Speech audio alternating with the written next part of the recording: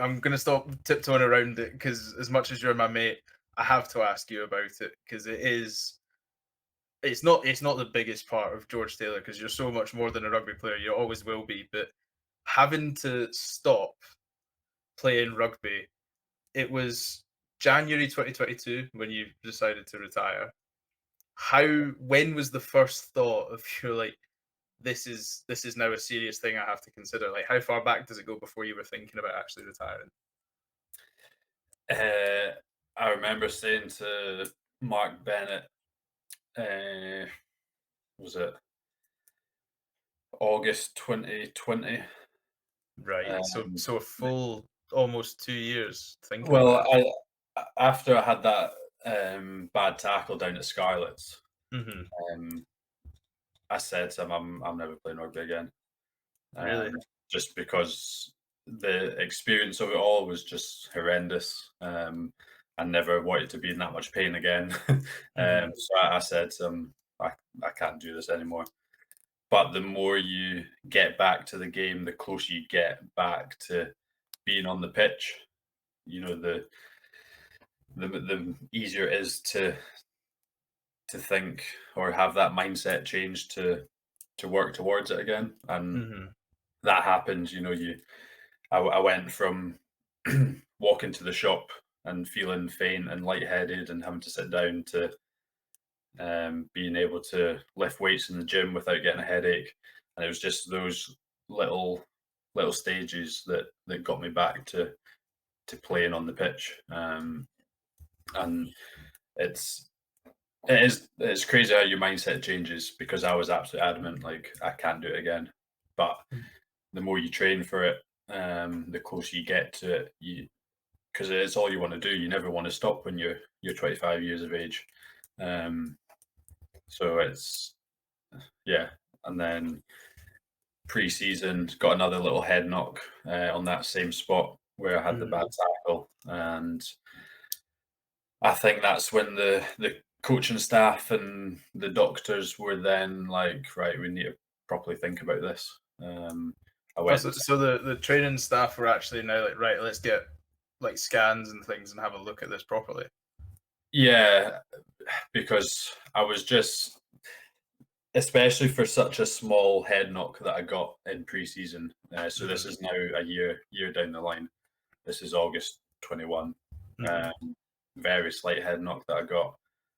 It it set me back for months.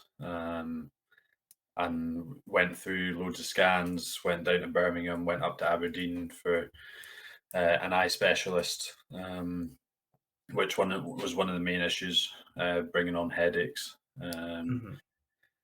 In And terms of like focusing your eyes or just the actual was it actually affecting your sight? Nah, there wasn't much double vision. It was more kind of looking up and down and side to side quite quickly. Right. Um, that brought on headaches around the front of the head and around the side, and Mhm. I was able to weirdly, you're able to rehab that. So I had a little app on my phone, and Yeah. it's red and white lines, and you've got to focus on each red line as it goes up. All Uh, right. but I wasn't able to do that for a while because it was a major symptom. Mhm. Uh, and then it was probably about December, middle of December, that I kind of sat down with my family and said, yeah, it's not right that I'm still doing this. You know, I Mhm. don't know what the future holds. I could get another one, and I could be in a much worse position. And that's the difficult thing. You know, you feel in that moment you feel fine, but you know, I got a tennis ball to the head, and it brought on headaches. So for Yeah. me, that is just, you know, especially the amount of chat that's going on around concussion and the just this the unknowing of it. It was difficult to carry on, but at the same time, it was easy to then go and sign another contract. But Mhm. you've got, I don't know, 65, 70 years left to live. It's yeah, it was the right decision, definitely. I completely agree with you in that, and like you say, the fear is sort of weighing up because like it's like, oh, we've not gotten away with this one, but like you say, it can end up being so much worse, and you don't know how they stack up and affect you. So when it was like that, how was it in terms of, because obviously your brother as well, the famous Melrose Centre partnership of the Taylor brothers, you were walking through teams at club level for a good long time. And I'm sure your mum and dad have got plenty of pictures of you two in gold and Yeah. yellow lifting trophies. How was it? Did that play a part as well? Because not only you're thinking about that, you're thinking, I've seen my brother have these concussions. I've seen how these things affect. Like you say, we'll talk about the laws and the change and the unfortunate, what seems to be the main talking point of rugby at the moment in a wee second. But having your brother in that as well, did that almost not scare you, because you quite rightly should be uh, apprehensive of these injuries? Broken arms, it's very easy to see when somebody's got a broken arm. Like you said, if somebody's getting hit in the head with a tennis ball and they're taking a 10-minute, 20-minute sit down, like, we don't know what's going on there. So how was it when you had all these other sort of influences to this decision as well, sort of not bombarding you with thoughts, but just knowing they're there? Yeah, I spoke to my brother a lot about it, and getting his insight of it was again eye opening. Kind of seeing and listening to what he had been through. I think I've maybe got out. I got out probably earlier than he maybe could have. I think I was quite lucky in that fact, in the way that he had experienced probably worse than me in terms of number of head knocks, and I think he probably had more than me, and he he was kind of on the other end of it, and I can Mhm. then see that and be like, well, if I get another one, what's going to happen?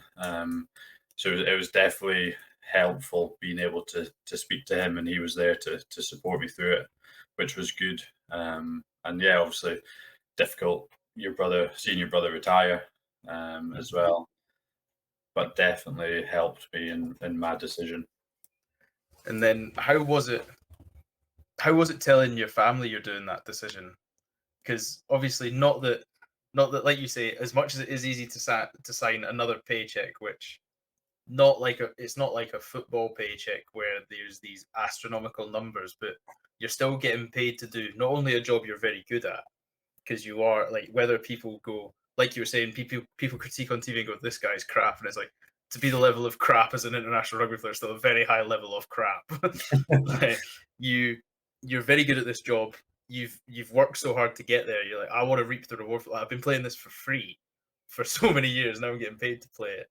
Mhm. How was it when you're sitting down with your parents, and how long did it take? Like you said, you've had 2 years thinking about it, but when, after you went to your mum and dad and said, "This is it. I've had enough. I know when it's time to call it a day." How big was that actual decision? Like, how big was the pros and cons list you actually had to write before you went, "I've made my decision"?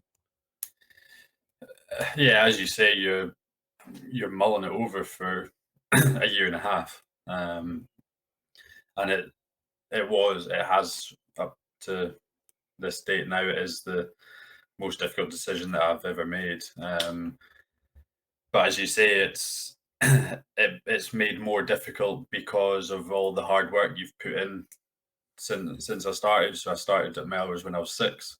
Had some incredible coaches playing my way up Melrose, like Rob Christie, Jim Telfer, John DL, people like that, big names. And they've brought Bert you on. Gregg, say Bert Gregg, he'll be watching. Coach with Bert.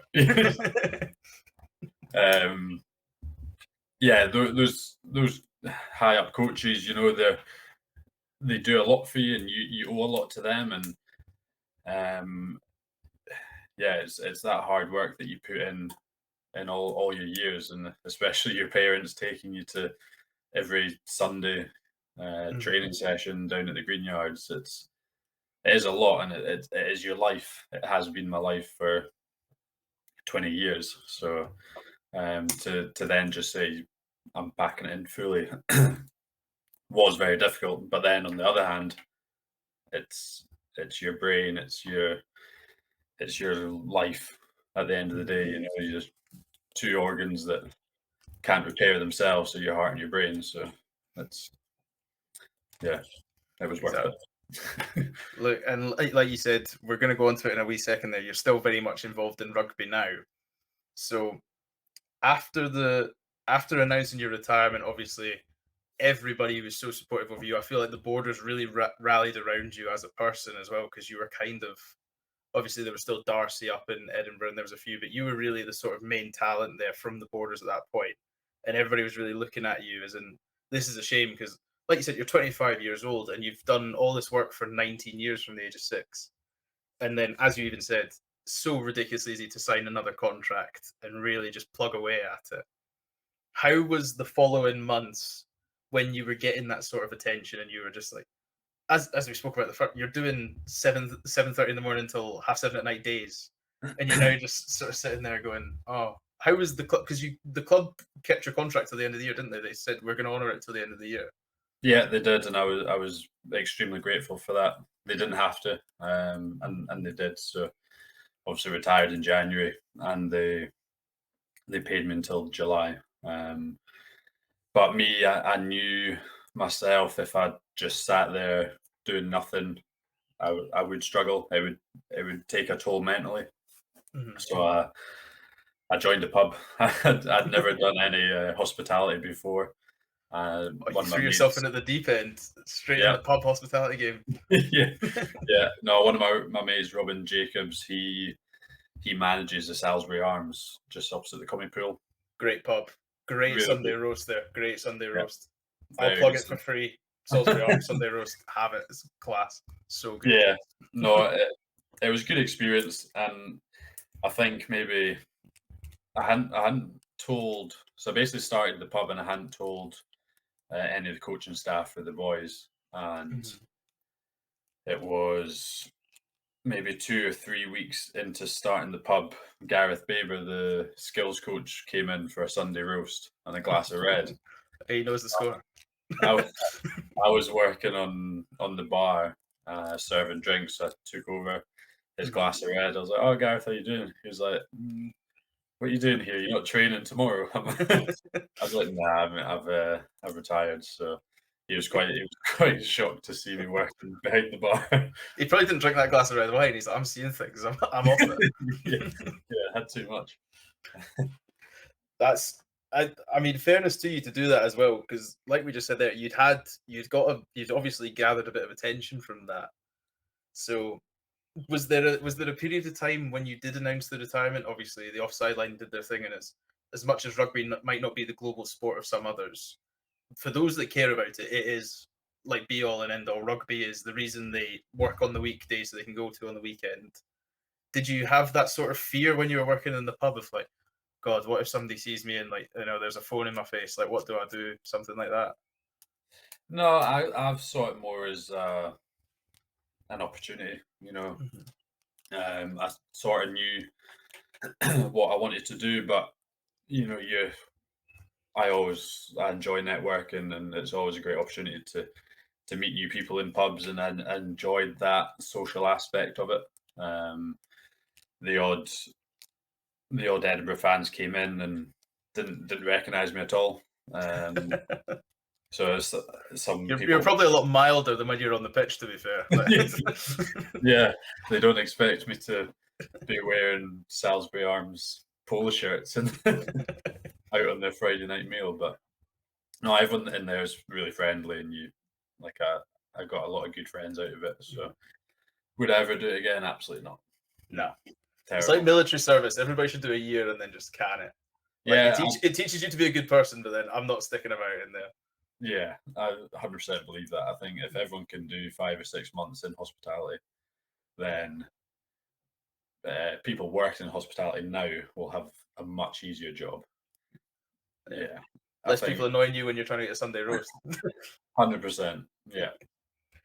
I really commend you for it. And then after I suppose one of the things that would really get me, because I try to, when I look at these stories, I try to put them in my own shoes, not because I'm vain and I think I'll make this about me, but if I was looking at it when I was 25, because I still look at this now, because obviously it's similar to you, I gave up a lot earlier due to concussions as well, because how many concussions did you have when you eventually?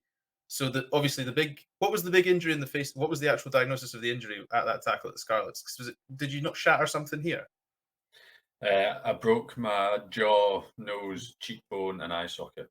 Yeah. So I've exactly. got So I've got half your face plates. is done. Yeah. Half my face is done and held Yeah. together by plates. So yeah, So that surgeon was did a good and that was job. how many concussions did that lead to in the end? So how many concussions have you had? Oh, like serious concussion. I've had 9 or 10. Yeah, exactly. So I was on 7 and I did the same as you. I'm getting like you're tempting fate now. Yeah, So you kind of have to sit. But the thing that thought of me when you were 25 and we discussed it with the Scotland camp, was there anything that annoyed you as like, I really just wish I'd got there because you were so like you were on the precipice of it. And obviously you said Gregor's keeping you informed of where you are. Was there anything that annoyed you that you didn't get to do in rugby as a player?